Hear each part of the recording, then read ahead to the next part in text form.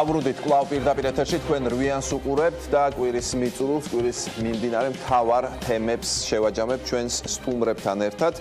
დღეს სტუდიაში მოვიწვიეთ ნანა კაკაბაძე, ყოფილი პოლიტპატიმრები ადამიანის უფლებებისთვის და ირაკლი ღლონტი, პარტია რეფორმატორების ლიდერი. მოგესალმებით, დიდი მადლობა გადაცემაში სტუმრობისთვის. პირველი თემა, რითიც გვინდა დავიწყოთ საუბარი, ეს ეხება ფარულ ჩანაწერებს ადვოკატის ინფორმაციით სამ ბრალდებულთან, გელა ღურცკაიასთან, ნიკოლოზ ხაჭაპურიძესა და ინგა ჩატოიანთან საპროცესო შეთანხმების 6-ზე ხელმოწერები უკვე გაკეთებულია. ამის შესახებ ირაკლი ფხალაძის ადვოკატმა ნანა ფილაურმა დღევანდელი პროცესის დასრულების შემდეგ ჟურნალისტებს განუცხადა, როგორც ადვოკატი ამბობს, საპროცესო შეთანხმება სახელმწიფო ბრალდებისთვის და ყველაზე მოქნილი და მოხერხებული მეთოდია იმისთვის, რათა ორ ბრალდებულს, ზურაბ ჯამალაშვილსა და მისი დაცვის ქვეშ ყოფს ირაკლი ფხალაძეს ბრალეულობა დაუდასტურდეს. სწორედ ფარულ ჩანაწერებზე მინდა პირველი შეკითხვა დაუსვა ირაკლი ღლონტს. რამდენიმე თვეა ეს თემა ძალიან აქტუალურია, აქტიურად მუსირებს მედია სივრცეში. ხედავთ თუ არა ამ რამდენიმე თვის გასვლის შემდეგ პოლიტიკურ ნებას ან პროკურატურის მხრიდან გადადგმული ნაბიჯები გაძლევს თუ არა იმის საშუალებას დაასკვნათ, რომ ამ საქმეს წერტილი დაესმება ერთხელ და სამუდამოდ საქართველოს. ხო, მოგესალმებით, მადლობა ზუსტით მოწვევისათვის. ზოგადად თემა არის თვითონ ძალიან სენსიტიური და ძალიან მნიშვნელოვანი და საკმაოდ პრობლემური და არ იქნა და არ აღარ საქართველოს სახელმწიფოს რა ამოწურული იყო ამაზე საუბარი. სიმართლე გითხრათ, გულწრფელად მე ამ კონკრეტულ кейს ბოლო მიმდინარე პროცესებს არ ვიცნობ კარგად, ამ მოიხსენება წინასაარჩევნო რეჟიმია და მეტნაკლებად გადართული ვარ სხვა რეჟიმში, თუმცა თვითონ თემას შემიძლია გამოეხმაურო და გითხრათ, რომ დღეს კიდევ სამწუხაროდ ხელისუფლება ისე როგორც წინა ხელისუფლება ვერ გაცდათ სტუნებას, გვაკონტროლოს, საკონტროლოს ჩანაწერებით და გამოიყენოს კიდეც ის როგორც კომპრომატები ცდილობენ ეს გააკეთონ და ვერ გეტყვით ზუსტად როგორ დასრულდება თემა. მე რამდენადაც ვიცი, ჩემთვის ცნობილია, რომ იყო პოზიცია, როგორ მოვდიოდი რამდენიმე წუთის წინ ნახე ინფორმაცია, რომ არ შედგება საპროცესო შეთანხმება, თუმცა ვერ გეტყვით საბოლოოდ რა პოზიცია. კი ბატონო, ქალბატონ ნანა, ზოგადად ამ თემას, რომელიც სულთან გაზდებს ქართულ პოლიტიკას, თქვენი აზრით რა დაასრულებს, როგორც სპეკულაციებს, ისევე იმას, რომ ადამიანებმა უსაფრთხოდ იგრძნონ თავი, პროკურატურის მიერ გადადგმული ნაბიჯები არის თუ არა თქვენი აზრით საკმარისი იმისთვის, რომ ეს თემა ამოიწუროს? მოგესალმებით. უპირველეს ყოვლისა მინდა გითხრათ, რომ როდესაც ხელისუფლებამ გამოაცხადა კოაბიტაცია და უარი თქვა შეეფასებინა ის დანაშაულებები, რომელიც 9 წლის მანძილზე იქნა ჩადენილი, ბუნებრივია ყველა დანარჩენი გამოძიება, რომელიც კოაბიტაციის შემდგომ პროცესებს მოყვა, ჩემის აზრით ეს არის ფსევდო გამოძიებები და მას არაფერი საერთო არ აქვს რეალურად დანაშაულის გახსნისკენ და რაც მთავარია დამნაშავეების, რეალური დამნაშავეების გამოვლენა და დასჯისთვის. ეს ერთის მხრივ შესაძლებელია, რომ მართლაც იყოს რაღაც დასავლეთის მოთხოვნა, მაგრამ მეორეს მხრივ ეს არის დღევანდელი ხელისუფლების, ესე ვთქვათ, კომფორტული გარემოც, როდესაც ეს დასავლეთის ეს მოთხოვნა არსებობს, რადგანაც თუ ხელისუფლება არ ფიქრობს, რომ იყოს ისეთი, როგორიც ეს საზოგადოებისთვის არის მისაღები და როგორიც უნდა იყოს საერთოდ ხელისუფლება, მაშინ ასეთი საქმეების გამოუძიებლობა მასაც აძლევს ხელს იმასში, რომ მსგავსი ქმედებები შეიძლება ისეთი ფორმით არა, ცოცხების და ასე ვთქვათ, პოლისჯოხების გამოყენებით არა, მაგრამ მსგავსი ფორმები და მსგავსი, ასე ვთქვათ, უფლება-დარღვევები იყოს გამოყენებული მისი ხელისუფლების დროსაც. ანუ, როდესაც დემოკრატიული ქვეყნები ფიქრობენ, რომ ასეთი დანაშაულებები უნდა იქნეს შეფასებული, გამოძიებული და დამნაშავეები უნდა იქნეს დასჯილი, ეს იმიტომ კი არა, რომ იქ სადიზმის მოთხოვნილებაა, პირიქით. ეს არის იმისთვის, რომ ყველა მოქალაქემ ხელისუფლებაში მყოფმა თუ ხელისუფლების გარეთ მყოფმა ადამიანებმა უნდა იცოდნენ, რომ ეს არის დანაშაული, დასჯადი და ვინც არ უნდა ჩადიოდეს ამას, ის დაისჯება. როდესაც ეს არ გააკეთა ხელისუფლებამ, დღეს ლაპარაკი ფარული ჩანაწერები გაიხსნება, არ გაიხსნება, იქ იქნება საპროცესო შეთანხმება, არ იქნება. ეს არის, იცით, ფსევდო გამოძიება. მე მახსოვს, რომ პირველად ფასადური დემოკრატია, ეს ჩვენი კონფერენციის, ჩვენი ორგანიზაციის კონფერენციის დროს გაჩნდა ეს სახელწოდება, ამ სახელწოდებით ჩვენმა მოხსენებელმა ერთ-ერთმა თამრიკო ჩხეიძემ წაიკითხა მოხსენება და იმას მოყვა მე. აი ეხლა მგონია, რომ როგორც ის იყო ფასადური დემოკრატია, დღეს ისევე არის ფასადური გამოძიებები, რომელსაც არანაირი შეხება არ აქვს რეალობასთან. ამიტომ იქნება ეს საპროცესო შეთანხმება, არ იქნება ეს საპროცესო შეთანხმება, ნიშნულოვანს არაფერს არ აძლევს საზოგადოებას, იმიტომ რომ რეალურად არ ხდება მართლაც ამისი ფუნდამენტური გამოძიება, რასთან გვაქვს საქმე, რა იყო ეს ყველაფერი. ეს რომ იქნეს გამოძიებული, აქ ბევრი სხვადასხვა ინტერესები შეიძლება იყოს ამის წინააღმდეგობაში მოსული და აქედან გამომდინარე ბევრი ფაქტორი არსებობს იმისათვის, რომ ეს არ იყოს გამოძიებული. ფუნდამენტურად ითხოვთ, რომ თქვენ ეს საკითხები იქნეს შესწავლილი გამოძიება. ამის იმედი დაგრჩათ თქვენ? არა, მე არ ვფიქრობ, რომ ეს ხელისუფლება ოდესმე ამ საქმეებს მიუბრუნდება და ოდესმე ამას გამოიძიებენ. არა და როგორი ხელისუფლებაც არ უნდა მოვიდეს, როდესაც ამდენი ხნის მანძილზე ხდება კვალის წაშლა, მტკიცებულებების წაშლა, შემდგომ როგორი კარგი ხელისუფლებაც არ უნდა მოიყოს, როგორი მონდომებულიც რო ეს საქმეები გაიხსნას, ჩემის აზრით ეს საქმეები დარჩება გაუხსნელი. მე არ მინდა რაღაცა პესიმიზმის გაჩენა საზოგადოებაში, მაგრამ იმისი თქმაც მინდა, რომ საზოგადოებაც არ იყო ისეთი აქტიური, ვინაიდან ეს იყო მთავარი ამოცანა იყო ქართული ოცნების ხელისუფლებაში მოსulis შემდგომ, რომ ის რომ ნაციონალები გადავაგდეთ, ეს იყო მთავარი ეს ვთქვათ მოთხოვნილება და ეს მიიღო თუ არა საზოგადოებამ, თუმცა მე არ ვფიქრობ, მიიღო თუ არა, ამის მერე უკვე სხვა მოთხოვნა უკვე ხელისუფლების მიმართ ის აქტიური მოთხოვნები, რაც ჩვენ გქონდა, თუნდაც სააკაშვილის ხელისუფლების დროს, თუნდაც შევარდნაძის ხელისუფლების დროს, დღეს საზოგადოებას ეს მოთხოვნები არ აქვს. აი კოაბიტაცია, აი ეს რა როლს ასრულებს ან რა როლი შეასრულა, ხო? აი ქალბატონი ნანა ძალიან პესიმისტურად არის განწყობილი, ხო, აი ამ გამოძიებების მიმართ. ხო, სწორია, ჩვენ საზოგადოებაში და ქართულ სინამდვილეში და ქართულ პრაქტიკაში კოაბიტაცია უფრო მახინჯი ფორმა აღმოჩნდა, ვიდრე შეიძლებოდა ეგ ყოფილიყო სხვაგან. მე მესმის საზოგადოების მოთხოვნილება თავის დროზე ერთი პერიოდი იყო, რომ ნაციონალურ მოძრაობა და მათი ლიდერები დაჟილიყვნენ, თუმცა დღეს ჩვენ ყველა ვთანხმდებით იმაზე, რომ მშვიდობა არის ძალიან მნიშვნელოვანი, მაგრამ არ შეიძლება ჩვენ რაც ქალბატონი ნანა საუბრობს აბსოლუტურად ვეთანხმები იმაში, რომ კიდევ ახალ მორიგ ხელისუფლებებს ველოდოთ და სანთლები დავუთოთ, როდის მოვა ახალი ხელისუფლება, იქნებ იმან გამოიძიოს. ეს დაუშვებელია, ძალიან სწორი აქცენტი გააკეთა ქალბატონმა ნანამ, როცა თქვა, რომ საზოგადოების ბრალეულობაც იკვეთება აქ. დიახ, საზოგადოების მოთხოვნილება უნდა ყოფილიყო, რომ კონკრეტული кейსები, რომელიც ისედაც ყველამ ძალიან კარგად ვიცოდით და ეს საზოგადოებაში გაჯერებული იყო, ვიცოდით ზეპირად სახელები და გვარებს, ხო, მით უმეტეს ამ ადამიანებმა, რომლებიც უშუალოდ ჩართული იყვნენ ადამიანის უფლებათა დაცვის მიმართულებით, ხო? ამ შეკითხვებზე სახელმწიფოს თუ სამართლებრივია, სამართლიანი გარემო გვაქვს და პრეტენზია გვაქვს არაფასადურ დემოკრატიაზე, უნდა აეღო პასუხისმგებლობა, მაგრამ ჩვენ მივიღეთ ჩვენ მივიღეთ ხან დაპირისპირება ნაციონალურ მოძრაობასთან, როცა მათ სჭირდებოდა და გამოსავალი არ ქონდათ ესაუბრათ სხვა ოპოზიციურ პარტიებთან, იმიტომ რომ ძალიან რთული იყო იმ პარტიებთან იგივე ჩვენთან საუბარი, რომლებიცაც ვერაფერს ვერ წამოგვაძახებდნენ სამაგიეროდ ჩვენ მათ კედელთან მივაყენებდით, დაждდებოდნენ ხან ჭუჭუკობდნენ პოზიციანს თქვისთვის, ხან ნებისმიერ ფორმატი მონახეს საიმისოდ, რომ ეთერებიც კი გამოიყენეს საიმისოდ, მე არ ვსაუბრობ საპარლამენტო ტრიბუნას, რომ სანახაობა ეჩვენებინა ჩვენთვის. დიახ, სწორია, 2-3 ხელისუფლებების შემდეგ ის 8 წლიანი ეგრეთ წოდებული ციკლი რომ მოილევა ძალიან რთულია.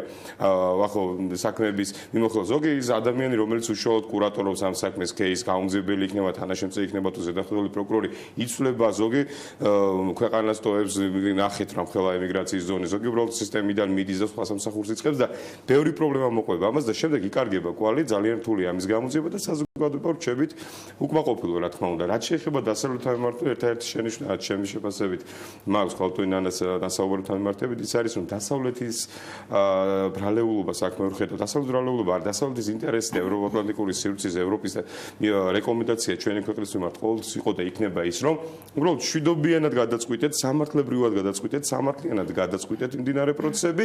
ჩვენ არ გვეკითხება ეს, მიხედეთ ერთმანეთს, მაგრამ მე ნუ ჩამოვიხართ და ჩვენს ანსამბლეებზე და ჩვენს კონფერენციებზე ნუ ყვირიხართ რომ ესა და ესა დარღვევა და რეალურად დარღვევები ჩადის, ხო, პოლიტიკურ ოპოზიცია. აი, ქართული ოცნება ისე აკავებდა და ისე დააკავა სიტყვაზე ის ლიდერები, რომლებიც ჩემი შეფასებითაც დასაკავებელი იყო, იმიტომ რომ უამრავი პრეტენზია არსებობდა საზოგადოებაში ლეგიტიმურად, რომ ნაციონალურ მოძრაობას მიეცა კონკრეტულ ბერკეტები საკმაოდ ვრცელტანიანი პრეტენზიები ჩაასულიყვნენ და თავენ პარტნიორებთან ესაუბრათ ევროპაში და ამერიკაში. აქ პრობლემა რა არის? იცი მარტო კი არა რომ რომელიმე პოლიტიკურ პარტიას ინტერესები ელახება, ქართულ სახელმწიფოს ელახება ინტერესები და ჩვენ იგივე ნაციონალურ მოძრაობა და იგივე ქართული ოცნება ვერაც ცნობიერებენ იმას, რომ თითოეული кейსის ჩატანი და ყვირილით რომ ქვეყანაში დემოკრატია საფრთხეშია და პოლიტიკური ზეწოლა მიმდინარეობს, ეს რაც რეალურია ჩემი შეფასებით, გარკვეულ ნაწილით ნაციონალურ მოძრაობას ემართებით, რა თქმა უნდა, ნაკლებად გულისხმობ ამას, ჩვენ ქვეყანას ექნება ძალიან დიდი საფრთხე. ანუ დასავლეთის ფაქტორებს ზეგავლენას, როდესაც უფრო მეტად ქალბატონს პირველად გავიგეთ ეთერში და ქართული ოცნება აპელებს, აი დასავლეთის რეკომენდაცია არა, დასავლეთის რეკომენდაცია არის სამართლებრივად მიყევით პროცესს და დასაჯი თურმე დასაჯელია, მაგრამ სწორად რა ვაშლის გათლის გამო არ დასაჯვის კაცი რომელიც შეიძლება დასაჯო დასავლეთის როლზე იყო აქცენტი მხრიდანაც და მაგას მინდა რომ გავაკეთო მე იმ ადამიანთა რიცხვს განვეკუთვნები, როდესაც საბჭოთა პერიოდში სწორედ დასავლური ორიენტაციისკენ იყურებოდა, მაშინ როდესაც მთელი საბჭოთა კავშირი 99.9%, როგორც არჩევნებში უყარდათ დაფიქსირება, იყო სწორედ მაგრამ რა თქმა უნდა ეს არის დასავლეთის სერიოზული ბრალეულობა, როდესაც ბუში აქ იმყოფებოდა და იდგა პირდაპირ გვამებზე, მათ შორის პრემიერ-მინისტრის გვამზე, ამბობდა რომ საქართველო არის დემოკრატიის შუქურა და მთელი ის წამებები, ღირსების შემოლახავი მოპყრობები, რომელიც ქვეყანაში ხდებოდა. რა თქმა უნდა, ამერიკის საელჩომ და პრეზიდენტმა ძალიან კარგად იცოდა, მაგრამ ამ განცხადებებს აკეთებდა. მათ იცოდნენ, რომ საქართველო იყო ევროპაში პირველ ადგილზე პატიმართა რაოდენობით, რაც ნიშნავს, რომ ესე იგი დანაშაულებებითაც იყო პირველ ადგილზე. სიკვდილიანობით ჩვენ ვიყავით პირველ ადგილზე პატიმართა რაოდენობით და პატიმრთა ციხეებში და ასე შემდეგ ბავშვთა სიკვდილიანობით და ასე შემდეგ. როდესაც შენ იცი, რომ ქვეყანაში ეს მდგომარეობაა, მე რა რომ შენთვის ხელსაყრელი, თუმცა რამდენად ხელსაყრელი იყო, მე ძალიან მალე აჩვენა მოვლენებმა, როგორ ჩააბარეს ტერიტორიები რუსეთს, მაგრამ თუნდაც რომ ხედავდე, რომ ეს არის შენი ინტერესების გამტარებელი ხელისუფლება, როგორ შეიძლება დახუჭო იმ დანაშაულებებზე, რომელიც ზოგადად საკაცობრიო დანაშაულად ითვლება, ასეთ დანაშაულებებზე როგორ შეიძლება დახუჭო თვალი და იცახო, რომ ეს არის დემოკრატიის შუქურა. სწორედ აი ამ წახალისებამ გამოიწვია ის, რაც შემდგომ მოხდა, რომ სრულად ამონება სასამართლო ხელისუფლების და ის ფაქტიურად იყო ნოტარიუსის ფუნქციის მატარებელი, პროკურატურა ჰქონდა გაიდლაინები, ბეჭდავდა გარკვეულ მუხლებზე, ბეჭდავდა სტანდარტულ ბრალს, რომელსაც პირდაპირ ამოწმებდა და ამტკიცებდა სასამართლო და 0.001 გამამართლებელი განაჩენები იყო ქვეყანაში, როდესაც სტალინის დროს იყო 10% გამამართლებელი განაჩენების. როდესაც აი ესეთი ქვეყანა შექმნა იმ ხელისუფლებამ, რომელსაც შენ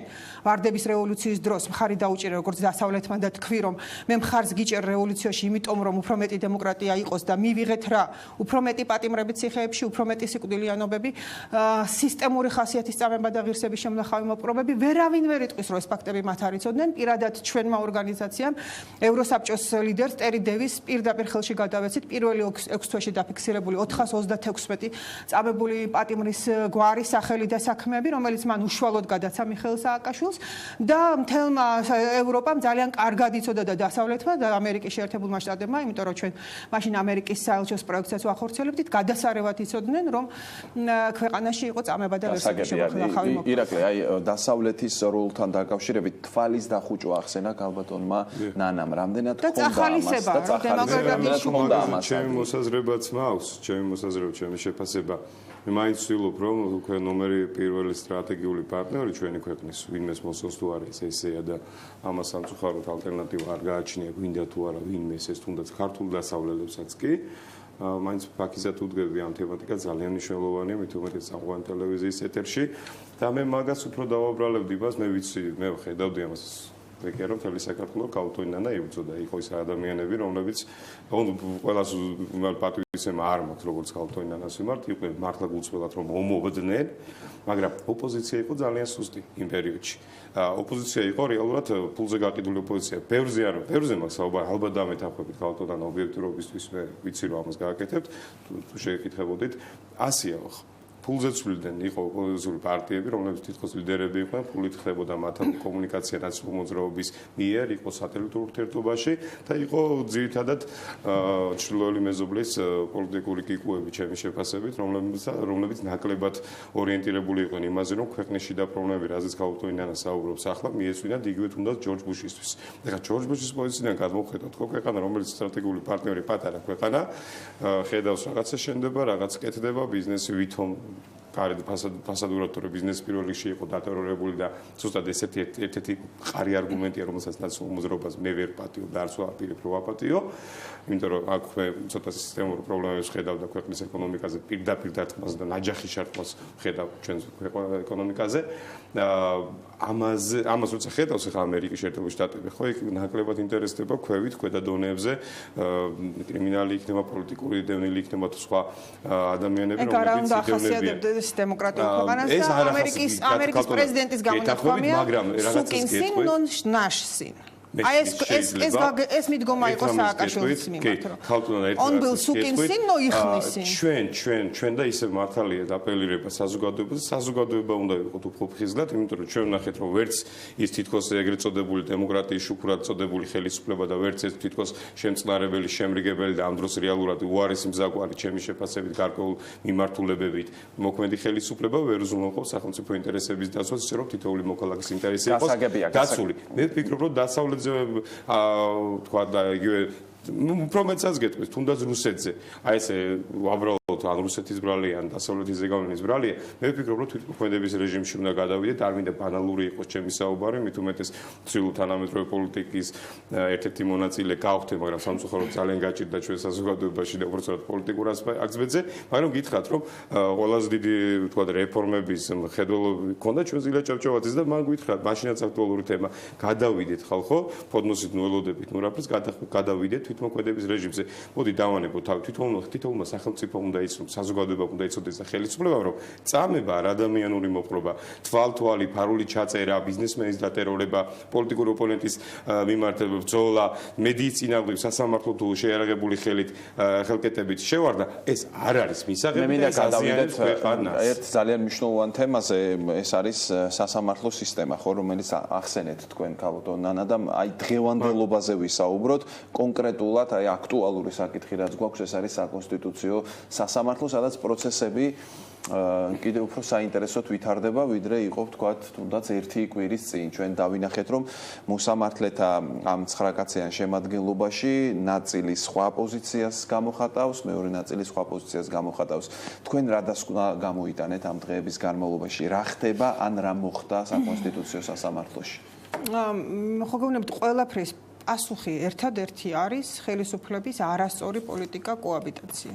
რა მოხდა და მოხდა ის რაც უნდა მომხდარიყო და რაც ისედაც იცოდნენ რომ მოხდებოდა. იმიტომ რომ როდესაც შენ არ გააკეთე დამნაშავე მოსამართლეების დამნაშავე სისტემების შეცვლა და დატოვე უცვლელად. ახლა წარმოიდგინეთ რომ რაღაც ჯამში დევს გაფუჭებული ხილი, ხო? გაფუჭებული ესე იგი უკვე რომ ყარს ისე გადავდგილე ახლა ეს გადაიტანე იქ გადმოიტანე რა შეცვლის ის კიდე უფრო წავა ხრწნაში ხო დროთა განმავლობაში ის ხომ არ იმითი ხომ არ გაახლდება რომ ესე იგი შენ გადაადგილებ ამას თავარი იყო რომ ეს რაც იყო ჩაჭაობებული და რამაც ნათლად დაჩვენა, როდესაც სულხან მოლაშვილის პროცესებზე ლაპარაკობენ გირგულიანს და ხო ნათლად დაჩვენა რა იყო. თუმცა ეხლაც მინდა გითხრათ ვახო, როდესაც ჩვენ გამოძიებებზე და სასამართლოზე ვლაპარაკობთ, სულხან მოლაშვილის საქმეა, ეხლა რომელიც ასეთი გახმაურებული, თიცით რა მუხლით არის აღზრული? უფლებამოსილების გადამეტებით. მაშინ როდესაც სტრასბურგი ეუბნება, რომ მესამე მუხლის, ანუ წამება არისო, ესენი მაინც უფლებამოსილების გადამეტებით აგრძელებენ გამოძიებას. ანუ რა მოლოდინი უნდა იყოს, იმიტომ ვიძახი, ეს არის აბსოლუტურად ფასადური, ეს არის ფსევდო გამოძიებები, სად წამება და მაპატია დიბოდა სად უფლებამოსილების გადამეტება. და რომ ვეუბნები რომ კი მაგრამ რატომ არ ხდება გადაკვალიფიცირება 154 მუხლსა? იმიტომ რომ ჯერ გამოძიება მიმდინარეობს. მე ევროსასამართლომ როგორ დაადგინა რომ იყო წამება და რატო დაგავალათ რომ ამ მიმართულებით გამოიძიეთ? იქ ხო წერია რომ მესამე მუხლით გათვალისწინებული პრობლემის ირგული უნდა მოხდეს გამოძიება და თქვენ უფლებამოსილება სად გეწერათ იქ რომ უფლებამოსილების? ანუ ნება იმისი რომელიც არის კოაბიტაცია, ხო? ნება იმისი რომ მოხდეს გამოძიება. აი ბიზნესი ახსენა ირაკლი მინდა ვთქვა რომ როდესაც 5 მანქანა დააბრუნეს, ეს იყო პასუხი იმაზე, რომ საქმეების გამოძიება და ეს არის, როდესაც 10,000 ოფიციალური რიცხვი არის მისი ბიზნესმენების, რომლებიც იყვნენ დაყაჩაღებული ქონება წართმეული. ანუ ჩვენ უნდა შევხედოთ იმას, რომ ეს არის აიღეთ ქართული ოცნების სიები დღეს. აიღეთ ქართული ოცნების ნებისმიერ რეგიონში რა ხდება. მე მგონი თვითონ ნაციონალურ მოძრაობას არ აყავს იმდენი ძველი სახეები თავიანთ სიებში, რამდენის ქართულ ოცნებას აყავს სპორტირებული ძველი ნაციონალები. ისინი ხვდებიან ნაციონალურ მოძრაობა მიუხედავად იმისა, რომ ძალიან მწირია მისი არჩევანის შესაძლებლობა საზოგადოების განწყობიდან გამომდინარე, ისინიც კი ფიქრობენ, რომ ისინი რომლებიც არ ყავდათ სიაში ხალხი ჩასულიყო. აი თქვენ ახსენეთ კოაბიტაცია ქალბატონ ნანა, ხო? მოდით ახლა შევხედოთ, ასე ვთქვათ, პოლიტიკური პრაგმატიზმის თვალსაზრისით, რა გზით უნდა წასულიყო, ვთქვათ, სასამართლო სისტემასთან დაკავშირებით ქართული ოცნება. ის წავიდა იმ გზით, რასაც ჩვენ ვხედავთ, ხო? მაგრამ სხვა გზა რა შედეგამდე მიიყვანდა და პოლიტიკური თვალსაზრისით რას დაკარგავდა ან მოიგებდა ის? არ გვინდა დრამატიზება, იმიტომ რომ სოფლიო იცნობს ასეთ პრაქტიკას. ჩვენ არა ვართ ახალი ველოსიპედების გამომგონებლები და ჩვენ არ გვჭირდებოდა რაღაცა ჩვენი ნოუ-ჰაუ გამოგონებინა, როდესაც უამრავი პრაქტიკა იყო და უნდა აეღოთ ჩვენ ეს გადაუხთარგმნეთ და გამივაწოდეთ პარლამენტს სხვადასხვა ქვეყნებში როგორ მოხდა რეჟიმების გასამართლება, როგორ მოხდა სასამართლოებში შეცვლა და ასე შემდეგ და ეს უნდა გაეკეთებინათ. ნება არ იყო ვახო, თორე არანაირი დღეს ხელისუფლების რა გვექნა საიდან მოგვეყვანა, შედალოცულო 100,000 რო გედგა მიტინგზე, 100,000 ადამიანი, 150 კაცში 100,000-დან 10 კაცი ვერ აარჩი, ეროპორტირებული ნაციონალები ჩასვი, ზუსტად ეგ არის მოსამართლეებში. აი მოსამართლეებთან დაკავშირებით არ ქონდათ სურვილი ეს დამკვეთები მაპატევა ახო რო გაწყვეტინებთ დამკვეთები და დამკვეთი შესრულებლები ყველა ხელისუფლებას უყვარს ჩვენნაირი ადამიანები ჩემნაირი ადამიანები არავის არ უყვარს იმიტომ რომ მე არასოდეს არც ერთი ხელისუფლების პოზიციას არ დაკვეთას არ შევასრულებ რამაც მაინციან ეს ხალხი ასრულებდა დაკვეთას და აკეთებდა შეკვეთილ გადაწყვეტილებებს აგერ ჩემთანაც შეასრულებს რაღაცე ვიწვალო ეხლა მივიყვანო ვიღაცა უკონტროლო ადამიანი საინტერესო ხო ნახეთ ჩვენ აი ამ პროცესში როდესაც თქვა აი რაღაც იცვლება ხო რაღაც უნდა შეიცვალოს ფუნდამენტურად. ყოველთვის არის ცდუნებაც იმის და შესაძლებლობაც, რომ აი მაგალითად შევცვალე მოსამართლე, მაგრამ მე მოვიყვანო ისეთი მოსამართლე, რომელიც იქნება დამოუკიდებელი, რატომ? მე ან მასთან ვითანამშრომლობ, ან მოვიყვან ისეც, რომელიც მე დამომორჩილებ. აი აქ საზოგადოების კონტროლი როგორი უნდა იყოს, ხო? საბოლოო ჯამში აი ვინც არც ერთ პარტიას არ უჭერს მხარს, არავის გულშემატკივარი არ არის პოლიტიკურად. ან თუნდაც არის რომელიმე პარტიის მხარდაჭერი. ყველას ინტერესი არის დამოუკიდებელი სასამართლო, ხო? იმიტომ რომ შეიძლება ერთ დღეს იქ მას მოუწიოს მისვლა. საზოგადოებამ რა უნდა გააკეთოს ასეთ შემთხვევაში, როდესაც სასამართლოში თქვა რაღაც მასშტაბური ცვლილებები უნდა დაწყებულიყო. იცით რა არის, ახლა ამ შემთხვევაში ხელისუფლება მომგებიან სიტუაციაში, იმიტომ რომ მოსამართლეები არ არიან ისეთი საჯარო ფიგურები, რომ მათ ხალხი კარგად იცნობდეს და იცოდნენ, რომ აი ეს მოსამართლე არის, მაინც ეს მოსამართლე, რომელმაც ცუდი გადაწყვეტილებები, ეს იყო ერთადერთი მურუსიძის სახე შექმნეს და ამიტომ, თორე მურუსიძე შეიძლება ანგელოზია იმ დანარჩენებთან, ვინც იქ დარჩნენ. ანუ აქედან გამომდინარე, საზოგადოებას ვერ ექნება ამაზე ადეკვატური რეაგირება, გარდა იმისა, რომ საზოგადოებას უნდა ქონდეს სწორი მოთხოვნილება, რომ დანაშაული კანონი უნდა იყოს უზენაესი.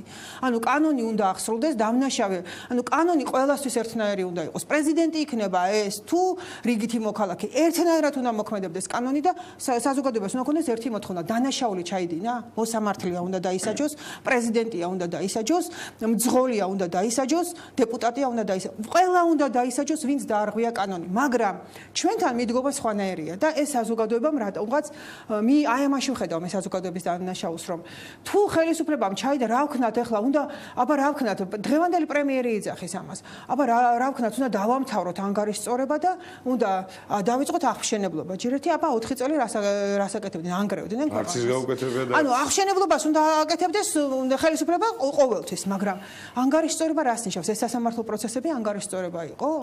ანუ თვითონ რას გვეუბნება, რა ხდებოდა ქვეყანაში? მაშინ, როდესაც საზოგადოებას განცდა აქვს, რომ საერთოდ არაფერი არ აღდგენილა სამართლიანობა და არაფერი არ გაკეთებულა, ამ დროს პრემიერი გეუბნება და მაგალითად რამოდენობის პირობები, რომ ანგარის სწორება უნდა დაამთავრდეს. გასაგებია. ირაკლი, აი რა გზით უნდა წასულიყო სასამართლოსთან დაკავშირებით ხელისუფლება და საკონსტიტუციო 10,000 პატიმარიზის დღეს ციხეში 300,000 გამოვლილი აქვს სააკაშვილის დროს ციხეები და რამდენიც გასულია აი ამ ხელისუფლების იყო პერიოდში 50,000-მდე ადამიანი. ამ ადამიანებმა ხო იციან რასაც ლაპარაკობს დღევანდელი ხელისუფლება. ისინი ხო იძახენ ჩვენ რატო ვიჯექეთ ციხეებში? ჩვენ რატო ვზივართ ციხეებში? ყველა დამნაშავე ხო ამას ფიქრობს რომ რა ჩავიდინე მე ბაჩუ ახალაიაზე უფრო მეტი ან მანომერაბიშვილზე ან სააკაშვილზე მეტი, რომლებმაც ტერიტორიაც კი სხვას რა გავაკეთე ამაზე მეტი, რომ ეს ასჯელი მოვემხატე. ანუ შენ კრიმინალის წახალისებას აკეთებ შენი პოლიტიკით. მარტო ის კი არა, რომ შენ დანაშაული დაფარე და შენ წახალისებას აკეთებ კრიმინალის, იმიტომ რომ საზოგადოებას, ოდესაც განცდა აქვს სამართლობის, ის აუცილებლად ბუმერანგივით შემოუტრიალდება ხელისუფლებასაც და საზოგადოებასაც. ხო, მარტივად გიპასუხებთ მაგ შეკითხვაზე, მე დიდი ხანი ვფიქრობ ამ თემაზე, პროფესიით სამართალმცოდნე ვარ და ჩემთვის ძალიან მნიშვნელოვანია. ამ შემთხვევაში მეც კი გამოდივარ და პრინციპში ჩემი რეალური ნების საწინააღმდეგოდ იმ ნებაზე მაქვს საუბარი, რომელიც გულიდან გამომდინარეობს და ჩემი პროფესიიდან გამომდინარეობს, რომ მოსამართლეებზე მიწევს საპროტესტო სიტყვის თქმა და ხშირ შემთხვევაში ხშირად რადიკალურადაც კი ვიძახი, უბრალოდ ეს საჯარო სახელმწიფოებრივი ინტერესებიდან გამომდინარე. ძალიან უწდება ამაზე გული, ძალიან მტკივა, მაგრამ წლების განმავლობაში და პრინციპში დამოკიდებულ საქართველოს ისტორიაში გამოყოფდი ამ პერიოდს საქართველოს სახელმწიფოს საზოგადოებას არ ყოლია სასამართლო სისტემა. ეს სასამართლო სისტემა არ არის, ეს არის ეგრეთ წოდებული სასამართლო სისტემა, სადაც შეიძლება მარტივი დავები, როგორც აქორწინებასთან დაკავშირებული დავები, ვთქვათ, ფაქტების დადასტურება ეს მიმდინარეობდეს კანონიერად. დანარჩენ შემთხვევაში იგივე სამოქალაქო სამართლის მიმართულებით, სამართლის მიმართულებით ხო საერთოდ საუბარი არ უნდა გქონდეს დღეს, იმიტომ რომ ყველაფერი ვიცით ძალიან კარგად, სასამართლო არ გქონია და არ ყოლია და არ გვაქვს. და რატო?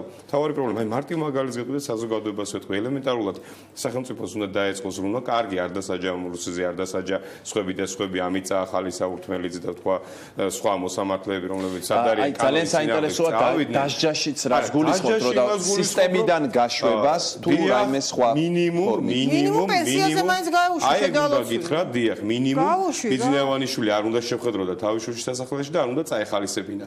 ბიზნევანიშვილი ჩვენ არ გვხვდება, პრინციპში რა საერთო გვაქვს მასთან რომ შევხვდეთ და ვისაუბროთ მასთან, მაგრამ რა უნდოდა როცა პოლიტიკოსებთან არ აქვს მჭიდრო კომუნიკაცია და ოპონენტებთან არ აქვს საუბარი, მოსამართლოს რატო იბარებს და რატო ხდება და რატომ ხდება რომ ეს მოსამართლე შემდეგ უკვე ადმინისტრაციულ კოლეგიაში და სხვადასხვა დიდთანამდებობებზე გვევლინება სამართლო ეგრეთ წოდებულ სისტემაში. რატომ? იმიტომ რომ სჭირდება.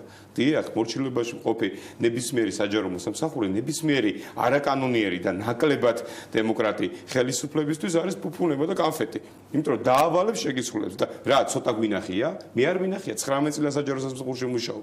უამრავი ხელმძღვანელი წყოლია, ხელქვეითი წყოლია, რომელსაც ნიშნულობა არ ქონდა ერთი საფეხურის ზემდგომი თანამდებობის პირი, რასაც დაავალებ და გააკეთებ და იმას. აი მე მაგალითად რო არ გავაკეთე და რო საწინააღმდეგო პოზიციები მქონდა, ესე აღმოჩნდი ბიზნევაშვილის მოსვლამდე. თქვით რომ აი უნდა შეცვლილი იყო ეს, ხომ აი ძალიან მნიშვნელოვანი ნახეთ ხელისუფლება ამბობს რომ ჩვენ არ ვერევით სასამართლო სისტემაში. ეს ნიშნავს რომ მათ პასუხისგებლობა მოიხსნეს ამ ყველაფერზე ერთი მხრივ და მეორე მხრივ არა, ეხლა მე არც ივანიშვილს არ ველოდები და არც კვირიკაშვილს და არც სხვა ჩინოვნიკებს მანტიაში გამოწყობილი სასამართლო პროცესებზე რომ ჩაკურშარტყავდნენ. ეს არა ჩარევა. ჩარევა ის არის რომ იუსტიციის სამინისტროში იწერება. აი, როდესაც ითქვა რომ ჩვენ მივეცეთ სასამართლო სისტემას თვით გადარჩენის და თვით გაწმენდის საშუალება. ეს თქვენთვის არ არის არგუმენტი. პოლიტიკურად ბრალდება წავაყენე, ხო, როცა ვთქვი რომ იუსტიციაში იწერება გადაწყვეტილები. მოდი ვთქვათ ამას მე საზოგადოებიდან რომ დარეკოს ვინმე განთავთონ და შემოიპასუხოს. აბა სად არის დოკუმენტი, ვერ წარმოგიდგენთ, ხო? კი ბატონო. იცით სად უნდა მოგცეულიყო სწორად და იცით რა იქნებოდა სწორი საქციელი და რა იქნებოდა მართლა ჩაურევლობა? მიეშვათ, მინიმუმ მიეშვათ და ეთქვათ რომ ჩვენ არ ვერევით, ჩვენ არანაირი შემხებლობა არ გვაქვს და ჩვენ ამას ვიგრძნობდით. ჩვენ ვერ ვიგრძენით ეს ვახ. არც ერთი ბიზნესმენი არ მისულა სასამართლოში იმ ქონებების დასაბრუნებლად, რომელიც სახელმწიფოს ბალანსია და ძალიან მარტივია ამის დაბრუნება. კარგი განქონებები ბევრია რომ განიკარგა და მეშვიდე პატრონის ხელში გადავიდა, მაგრამ სახელმწიფო საკუთრებაშია უამრავი ჩემი მეგობრის ქონება, რომელიც სრულიად უბრალოდ წააგებს. ძალიან ხშირად ხდება შედარება. აი 2012 წელთან შედარებით დღეს ჩვენ გვაქვს თუ არა უკეთესი სასამართლო? არის, ვერ უარყოფ, მე მგონი მე რაც ვიცი, მე როგორც ვიცი არის იმ ნაწილში ვახო, რომ ის 0.01% იყო, რადგან ქაუტონი ანასაუბრობდა, ეხლა და საზოგადოება ძალიან კარგად ვიცით ეს ყველაფერი, გამომართლებელი განაჩენები, უფრო მეტია, მაგრამ დაჭირდა ხელისუფლებას დაჭირდება? ანუ ბერკეტი კონტროლის არსებობს. ყველაფერი რომ ყველაფერს გააკეთებს. კონტროლი არსებობს ბერკეტის. აქ სადაც სხვა აქ როცა არსებობს ბერკეტი, კონტროლის აქ ზღვარი არ არსებობს. ბერკეტი რა არის? იცით, ბერკეტი ის კი არ არის რომ ვიღაცა ტელეფონი, ბერკეტი არის უკვე დანაშაულ ჩადენილი მოსამართლეების ყოლა. ეს არის ბერკეტი, თორე დღეს რა შედარება, რა თქმა უნდა, როდესაც ამხელა გამამართლებელი განაჩენები გამოდის და როდესაც სასამართლოში უკვე ხალხი მართლაც ფიქრობს, რომ შეიძლება ადვოკატებს ველაპარაკები, ხო, მე ყველაზე მეტი ურთიერთობა ადვოკატებთან ამოვისუნთქეთ იძახიან, იმიტომ ხო გასაგებია, მაგრამ აბა იყოს პრინციპული საკითხები, რატომ ყავს ის მოსამართლე? იმიტომ ყავს ის უყურებით დაჭერილი მოსამართლე, როცა მინდა იმას გავაკეთებ, იმიტომ რომ ის ისეთ დანაშაულებრივ გადაწყვეტილებებში მყავს დაჭერილი, რომ ის იმაზე უარეს დანაშაულებრივ გადაწყვეტილებას მიიღებს, როცა დამჭირდება. ანუ ეს არის რომ ჩვენ ამისგან უნდა გავთავისუფლდეთ, რომ როცა დამჭირდება არ უნდა გამოვიყენო მოსამართლე და იმან რო იცის რომ ის ყოველთვის შეიძლება იყოს გამოყენებული და დღეს ის იღებს დამოუკიდებელ გადაწყვეტილებას, იმიტომ რომ ეს ხელისუფლებისთვის არაფერს არ ნიშნავს. ნიშნავს. მაშინ ქალბატონო, აი საკონსტიტუციო სასამართლოს ჩვენ კი შევეხეთ ნაწილობრივ, მაგრამ არის თუ არა ეს თქვენთვის გადაბირების მაჩვენებელი მოსამართლეების არქიტექტურა? საკონსტიტუციო სასამართლოში სამწუხაროდ მე იმსენდა კარგად ვიცნობ ამ მოსამართლეებს, იქ ვინც იყო დანიშნული სააკაშვილის რეჟიმის დროს, ჩემი ოფისიდან წავიდნენ ეს ადამიანები და მე ისე კარგად ვიცნობ მათ, რომ ეს იყო კოშმარი მათი დანიშვნა, ეხლა არ მინდა დავკონკრეტდე და ეს იყო შოკის მომგვრელი, მაგრამ თუმცა ვფიქრობდი, რომ ეს ყველაფერი ესე ჯდებოდა იმაში, რაც ნაციონალური მოძრაობა იყო, რომ გასაგებია, მაგრამ კიდევ ვიმეორებ, როდესაც ამ ხელისუფლებამ როგორ უნდა შეხებოდა იმ მოსამართლეებს, მაგალითად, რომელიც რა სტატუსით საიდან მოხვდნენ სასამართლოში თვითონაც რო არ ეციან. საიდან მოხვდნენ, რა გამოცდილება ჰქონდათ, რა საერთოდ რა განათლება ჰქონდათ. აქამდეც არ მივიდეს, სწორედ მაგაზედაც ვილაპარაკებთ და საიდან მოხვდნენ. ეს ადამიანები რო არ საიდან რო მოხვდნენ, მე რო ამ პოზიციაში იქნებოდნენ, დღევანდელ ხელისუფლებას არ უნდა გქონდა ამისი გათვლა, იმიტომ რომ ისინი იმიტომ მოხვდნენ არ საიდან იქ, რომ უნდა ეკეთებინათ ის, რაც უნდა ეკეთებინათ და აკეთებდნენ და დღესაც არ გააგრძელებენ იმის კეთებას და სადამოყოფენ თავს კაცმა არის ეხა მეორე მხარე, ეხა ხელისუფლებამ დაინახა ისინი ხო კოპირებას უკეთებენ, უნიჭო კოპირებას უკეთებენ ნაციონალურ მოძრაობას. უნდათ რომ ესეთივე იყვნენ, ისეთივე როგორც ის აიყო გავლენიანი და დღეს დაიწყეს ამ მოსამართლეებზე, რომლებიც იმაშინ არ იყო, რომ ეს მოსამართლეები სწორ პოზიციასაც რო იკავებდნენ და მე დღეს ვფიქრობ, რომ შეიძლება მაგრამ ეს ხომ ჩანს უკვე როგორც ხელისუფლების პოზიცია და არა ის რომ ეს არის მიუკერძოებელი. ანუ საზოგადოებისთვის სულაც არ აქვს მნიშვნელობა. თუნდაც რომ ეს ადამიანები არ იყვნენ და მე ვფიქრობ რომ შეიძლება არც იყვნენ, იმიტომ რომ მე მერაბს ვიცნობ ტურავას ძალიან ახლოს და მათთან მჭიდროდ მითანამშრომლია, მიმუშავე და მე ამ ადამიანის პატიოსნება ვიცი. მაგრამ ისეთი პოლიტიკური კონტექსტია, რომ საზოგადოებისთვის უკვე ეს სასამართლო ისეთი დისკრედიტირებულია. და ამაში მხოლოდ ნაციონალების ბრალი კი არ არის, რომ მათ ესეთი უვარგისი მოსამართლეები ყავდათ საკონსტიტუციაში. დღეს შე რომ მოხვედი და შენი იმედი რო გქონდა, ის უნდა შეცვლილიყო. ეს არ უნდა ყოფილიყო დღეს ასეთი საზიზღრობები არ უნდა მიგვეღო, რაც მივიღეთ საკონსტიტუციო სასამართლოში, გადაწყვეტილებები, რომელიც ვერანაირ კრიტიკას ვერ უძლებს და რო ჩაუღრმავდეთ და ჩავყვეთ ამ იურიდიულ, თქვათ, სამართლებრივ კუთხეს, ეგ ჩვენ ისეთ რამეს დავინახავთ, რომ ეს არ არის მომგებიანი საზოგადოება მიცოდეს, რა ხდება საკონსტიტუციო სასამართლოში. როდესაც ეს სიტუაცია არის, ამაზე პასუხისგებლობა აქვს სწორედ დღევანდელ ხელისუფლებას, რომ აი ეს წმენდა რო არ მოხდა დღეს, იმიტომ მივიღეთ ის რაც მივიღეთ. გასაგები ირაკლი და შემდეგ უკვე რეკლამაზე უნდა გავიდეთ. დიახ. არაფერი მე შემიძლია ისევ იგივეს დაუბრუნდე და გითხრათ, რაც ყველაზე მნიშვნელოვანია და დანარჩენი ალბათ ქილიქს დაემსგავსება, ჭორაობას დაემსგავსება, არაფერი. სახელმწიფო უნდა გადადგას სწორი ნაბიჯები. საპარლამენტო ხელისუფლებაზემა განსაკუთრებით ყურადღება გამახვილებული, თორემ იუსტიციის სამინისტრო და მთავრობის უშუალო დაქვემდებარებაში არსებული უწყებამს ვერ გააკეთებს. მე იმედი მაქვს, რომ მომავლის პარლამენტში იქნებით შესაძლებელი ის ძალები, რომლებიც იმუშავებთ რეფორმირებაზე, საკანონმდებლო სივრცის შექმნაზე, რომელიც იუსტიციის უმაღლესი საბჭოს დაკომპლექტების წესზეც იმუშავებს. და ასევე იმუშავებს იმაზე, რომ დიახ, რომ დაჭირდება ხელისუფლებაზე, რომ დაჭირდება ბატონ ივანიშვილის ხელისუფლებას, თუ ისინი შეინარჩუნებენ გარკვეულ ძალაუფლებას ხელისუფლების გარკვეული მიმართულებით, არ გამოიყენონ ძალა. იქ შემიძლია მარტი მაგალითს გეტყვი და საზოგადოება ჩემზე კარგად იცის ძალიან ბევრმა ადამიანმა, ვისაც დაჭირდა სასამართლოში საქმე. მარტივად საქმის წარმოების ელემენტარული ელექტრონული წესი ვერ მივაღებინეთ. ამდენი ადამიანი, ამდენი მოქალაქე, ამდენი პოლიტიკური გაერთიანების ლიდერი საუბრობთ ამაზე, რომ მიიღეთ საქმის წარმოების ელექტრონული წესი. რა უნდა ამას? ყველა უწყებაში არსებობს ეს, რომ ეს გამორიცხავდა პოლიტიკურ კორუფციას, დავალებების მიცემას, რომ გვეცოდინებოდა, რომ უფრო მეტად შედარებით დაცული იქნებოდით, რომ სასამართლოში შევიდოდა კონკრეტული кейსი და არ იცოდინებოდა არავის, ვის დააწერდა ელექტრონული პროგრამა მას. კი ბატონო, რეკლამის შემდეგ დავბრუნდებით და მოგცემთ შესაძლებლობა. როცა რეალურად მე მინდა გითხრა და შევაფასო, ჩვენ არ გვაქვს რეფორმა გავლის სასამართლო, ჩვენ გვაქვს უწყება ხელი და ხელში გადასული. გასაგებია, რეკლამის შემდეგ დავბრუნდებით, კიდევ დაგვრჩა რამდენიმე წუთი.